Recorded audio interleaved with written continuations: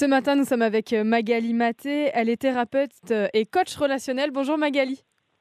Bonjour Margot, bonjour à tous. Et alors, Merci beaucoup de me recevoir. je vous en prie, c'est toujours un plaisir. Aujourd'hui, on va s'intéresser à cette question. Pourquoi on a cette tendance à s'oublier dans nos relations? Exactement. En fait, donc moi, comme vous le savez, je suis thérapeute et coach relationnel à Argenton. Je travaille sur toutes les formes de relations, que ce soit amoureuse, familiale, amicale, professionnelle, et aussi la relation que chacun entretient avec lui-même. Et si j'ai choisi cette thématique aujourd'hui, c'est parce que je vois trop de personnes s'abîmer, se contorsionner, se malmener dans leurs relations, souvent sans en avoir conscience. Et j'aimerais qu'on parle ensemble de ce phénomène très courant, très silencieux et souvent très coûteux, le fait de s'oublier dans ses relations. Alors, en fait, s'oublier dans ses relations, c'est pas un événement, c'est pas non plus un trait de caractère, c'est une accumulation de comportements qui s'installent progressivement et peut-être allez-vous vous reconnaître dans certains des exemples que je vais nommer. Oui, mais j'ai l'impression qu'on est nombreux quand même à s'oublier parce qu'on entend souvent dire dans notre entourage, voilà, je fais passer l'autre avant tout, moi je me mets plutôt en retrait. Oui, exactement. Et en fait, vous allez voir, je vais vous donner quelques exemples de formulations et vous pourrez peut-être vous reconnaître les uns et les autres. Vous allez dire, tiens, comme tu veux, alors qu'on a une préférence bien arrêtée.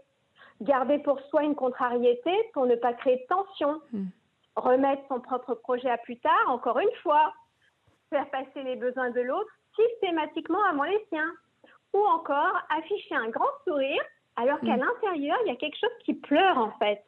Vous voyez, il y a un décalage entre l'intérieur et l'extérieur.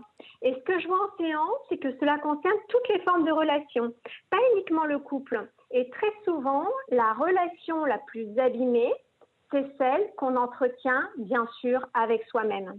Mais pourquoi on a cette tendance à faire ça? C'est la peur de vexer l'autre? C'est la peur qu'on nous rejette? Alors là, ça vient d'un mécanisme. En fait, ce mécanisme, il s'installe très tôt.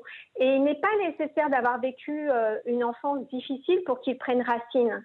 Il suffit d'avoir grandi dans un environnement où exprimer, par exemple, un désaccord, avoir ses propres besoins ou montrer une émotion inconfortable, entraîner un retrait affectif, même subtil, même discret. Et l'enfant tire alors une conclusion silencieuse.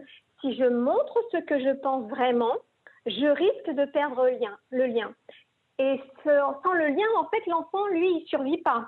Alors, par peur, il s'adapte, il développe une sensibilité aux états émotionnels de l'autre, il anticipe, il ajuste, il apaise, il devient finalement un détecteur des états de l'autre au prix d'une déconnexion progressive à ses propres ressentis. Et ce qui était une stratégie de survie, en fait, dans l'enfance, devient à l'âge adulte un mode de fonctionnement dans toutes les relations. On est expert de l'autre et étranger à soi-même. Et ça a un coût en fait, parce que la problématique, c'est que s'oublier a un prix et il est élevé. C'est d'abord une fatigue profonde, difficile à expliquer. Comme si on portait un poids invisible. Ce n'est pas une fatigue physique, c'est l'épuisement qui est lié à l'ajustement permanent à l'autre au détriment de soi. C'est aussi une colère bien souvent rentrée qui finit par s'exprimer là où on ne l'attendait pas, sur des détails sans importance, sur les mauvaises personnes, au mauvais moment, au mauvais endroit. Ça peut être aussi un sentiment de vide, parce qu'à force de ne jamais se demander ce qu'on souhaite, on se déserte et on finit par ne plus savoir. Et c'est parfois un ressentiment qui s'installe envers l'autre, envers soi-même, dans des relations qui se déséquilibrent sans qu'on comprenne vraiment pourquoi. Et donc là, si on vient de se reconnaître, vous allez nous donner quelques clés dans un instant. C'est bien ça pour s'en sortir? Ben oui, parce qu'en fait, là, vous voyez bien qu'il y a un paradoxe en fait. Et le paradoxe central, c'est qu'on s'efface pour préserver la relation. Et c'est cet effacement qui peu à peu la vide de sa substance. Une relation, elle a besoin de deux présences. C'est pas d'une présence, c'est d'un écho dont elle a besoin. Donc après la pause, je vous propose 3 clés concrètes pour commencer à sortir de ce fonctionnement sans tout brusquer, sans tout casser. Nous sommes avec Magali Maté. Elle est thérapeute et coach relationnel. On la retrouve dans un instant. Ce matin, nous sommes donc avec Magali Maté. Elle est thérapeute et coach relationnel. Avec cette question ce matin, pourquoi est-ce qu'on a tendance à s'oublier dans nos relations, que ce soit amicales ou amoureuses? Alors, vous alliez nous donner 3 clés pour s'en sortir. Quelles sont-elles? Alors, les 3 clés concrètes que j'aimerais vous proposer aujourd'hui pour rester en contact avec vous-même dans vos relations. On a vu que la difficulté, c'est qu'on finissait par être déconnecté de ses propres ressentis quand on était toujours, en fait, un pied chez l'autre et Mhm. pas chez soi. Donc, la première clé, c'est revenir à ce que vous ressentez. Et là, moi, ma proposition, c'est vraiment de plusieurs fois dans la journée, posez-vous cette question à voix haute ou intérieurement. Là, maintenant, qu'est-ce que je ressens? Pas ce que vous devez faire, pas ce que vous pensez, pas ce que l'autre attend de vous, ce que vous vivez intérieurement dans l'instant. Et ça, c'est comme un muscle, hein. Et comme tout muscle, il se renforce avec la pratique. Au départ, il se peut que vous n'ayez pas facilement accès à vos ressentis. Et je vous dis ceci, si vous ne ressentez rien, en fait, vous êtes déjà en train de ressentir. C'est déjà un retour vers vous. Mhm. Deuxième clé, prendre le temps de sentir avant de répondre. Si vous avez à vous positionner, avant de dire oui ou non, prenez le temps de sentir ce qui est juste pour vous. Est-ce un oui sincère ou un oui de confort pour éviter la tension?